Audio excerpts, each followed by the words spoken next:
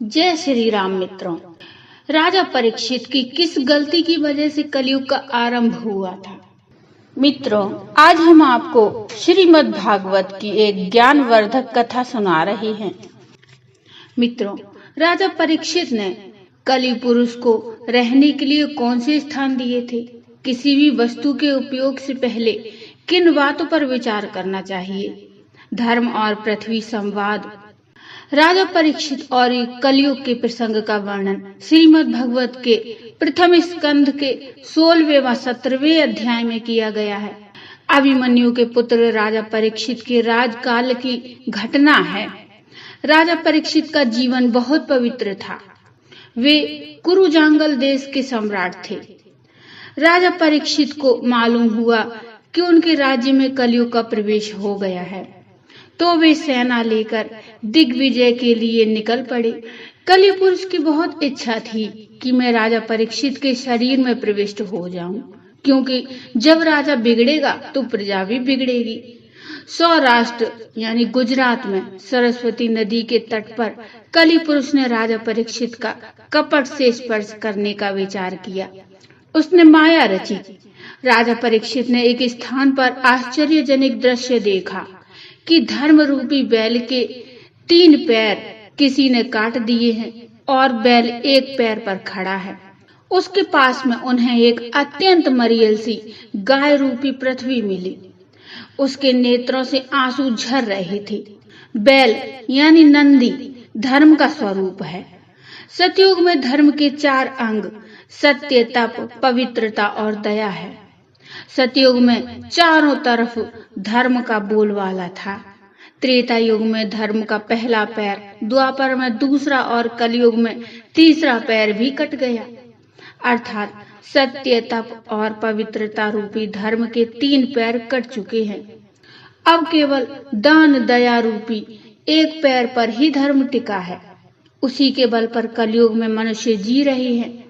धर्म ने पृथ्वी से पूछा, तुम दुखी और श्रीहीन क्यों हो न हो, तुम्हें भगवान श्री कृष्ण की याद आ रही होगी, क्योंकि उन्होंने तुम्हारा भार उतारने के लिए ही अवतार लिया था। अब उनके लीला संवरण यानी स्वधाम गमन कर लेने पर तुम दुखी हो रही हो। पृथ्वी बोली, भगवान कृष्ण ने इस समय इस लोक से अपनी लीला का संवरण कर लिया है। उनकी छत्र छाया में उनके चरणों से विभूषित होने पर मुझे बहुत वैभव व सौभाग्य प्राप्त हुआ था। अब वह मुझ अभागिनी को छोड़कर चले गए हैं और यह संसार पापमय कलयुग की कुदृष्टि का शिकार हो गया है।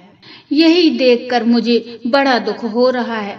धर्म और पृथ्वी की बात सुनकर राजा परीक्षित को बड़ा आश्चर्य हुआ। उन्होंने धर्म रूपी बैल से पूछा, तुम्हारे 3 पैर किसने काट डाले?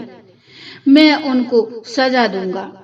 धर्म रूपी बैल ने कहा, काल, कर्म और स्वभाव मनुष्य के सुख दुख के कारण है। कौन सुख देता है और कौन दुख देता है, इसका निर्णय अभी तक नहीं हो सका। राजा परीक्षित ने देखा कि एक राजवेशधारी शूद्र पुरुष, जो कि कलि था, गाय और बैल को डंडे से पीट रहा था, लातों से ठोकर मार रहा था। राजा परीक्षित को आश्चर्य हुआ कि मेरे राज्य में कौन गाय और बैल को त्रस्त कर रहा है। राजा को गौ ब्राह्मण प्रतिपाल कहा जाता है। उन्होंने सोचा, जिस राजा के राज्य में दुष्टों के उपद्रव से प्रजा त्रस्त रहती है, उस राजा की कीर्ति, आयु, ऐश्वर्य और परलोक नष्ट हो जाते हैं। राजा परीक्षित समझ गए कि यह कलि ही है जो गाय रूपी पृथ्वी और बैल रूपी धर्म को त्रस्त कर रहा है। फिर भी उन्होंने उस व्यक्ति से पूछा, अरे दुष्ट, तुम कौन हो? इन्हें क्यों पीट रहे हो? उस व्यक्ति ने कहा, मैं कलि हूँ, मैं अपना काम कर रहा हूँ। राजा ने क्रोधित होकर कहा, मैं तुम्हें यहाँ नहीं रहने दूंगा। कलि ने कहा, पहले मेरे गुण दोष तो सुन लो, तब निर्णय लेना। मेरे युग में धन संपत्ति के लिए भाई भाई लड़ेंगे। स्त्री पुरुष मर्यादा का उल्लंघन करने वाले होंगे। हिंसा का प्राधान्य रहेगा। मानव अल्पायु और अल्प बुद्धि होंगे। लोग मांस मदिरा का सेवन करेंगे। कली की बात सुनकर राजा ने तिलमिलाते हुए तलवार निकालकर कहा, बस बस, हद हो गई। तुम्हारे प्रभाव से तो मानवता ही लुप्त हो जाएगी, अतः मैं तुम्हें मार डालूंगा। कली समझ गया कि ये तो अब मुझे मार ही डालेंगे। उसने तुरंत कहा, राजन, मुझ में एक बड़ा भारी गुण है। सतयुग में दीर्घ काल तक जब तक व्रत उपवास करने से, त्रेता में बड़े बड़े यज्ञ करने से, द्वापर युग में भगवत पूजन सेवा से जितना पुण्य मिलता है, उतना पुण्य मेरे काल में प्रेम से भगवान नाम जप करने से मिलेगा। अर्थात कलयुग में भगवान नाम अवतार रूप में जीवों का कल्याण करते हैं। कृत युग त्रेता द्वापर पूजा मख अरु जोग, जो गति होई सो कलि हरि नाम ते पावहि लोग। कली के अंग स्पर्श से राजा परीक्षित की बुद्धि भ्रमित होना। कली ने राजा परीक्षित के पैर पकड़ लिए और कहा, मैं आपकी शरण में आया हूँ, मुझे ना मारिए। वीर पुरुष शरणागत को कभी नहीं मारते हैं। राजा परीक्षित का कली से स्पर्श हुआ और उनकी बुद्धि बिगड़ गई। अति पापी या अति कामी के स्पर्श से उसके पाप के परमाणु मनुष्य के शरीर में प्रवेश कर जाते हैं। स्पर्श से अनेक दोष आते हैं। राजा परीक्षित की गलती जिससे कलियुग का प्रवेश हुआ। पापी को सजा मिलनी ही चाहिए, परंतु कली का स्पर्श होने से राजा को कली पर दया आ गई। राजा परीक्षित ने कहा, जब तू हाथ जोड़कर शरण में आ ही गया है तो मैं तुम्हें मारता नहीं हूँ, पर मेरे राज्य में तुम नहीं रह सकोगे, क्योंकि इस देश में श्री हरि यज्ञों के रूप में निवास करते हैं। यहाँ धर्म और सत्य का निवास है, परंतु तू अधर्म का सहायक है। कली ने कहा, मैं कहाँ जाऊं? जहाँ जाता हूँ वहाँ आप ही का राज्य है। मैं आपकी शरण में आया हूँ, मुझे अपने राज्य में रहने के लिए जगह दीजिए। राजा परीक्षित ने कली को रहने के लिए दिए 4 स्थान। राजा परीक्षित ने कली से कहा, ये 4 स्थान अधर्म के निवास स्थान हैं। जिस घर में जुए का धन आता हो, जानबूझकर जीव की हिंसा होती हो। श्री डोंगरी जी महाराज का कहना है कि मच्छर, मक्खी और खटमल को भी जानबूझकर मारने से घर में कली का प्रवेश हो जाता है। हिंसा प्रति हिंसा को जन्म देती है। मांस, मदिरा, तंबाकू का सेवन हो, इनसे तन मन दोनों बिगड़ते हैं।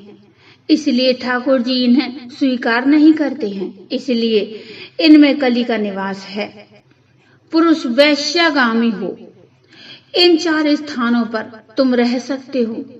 कली को इन 4 स्थानों से संतोष नहीं हुआ। उसने कहा, ये तो गंदी जगह हैं, मुझे किसी सुंदर जगह में स्थान दीजिए।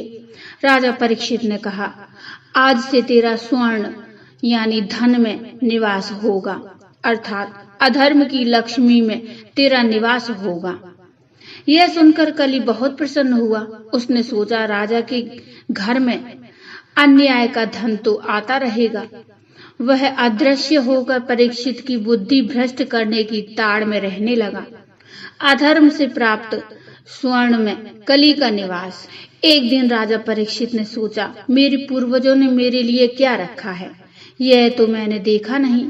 इसलिए वे अपने पूर्वजों की संपत्ति देखने गए।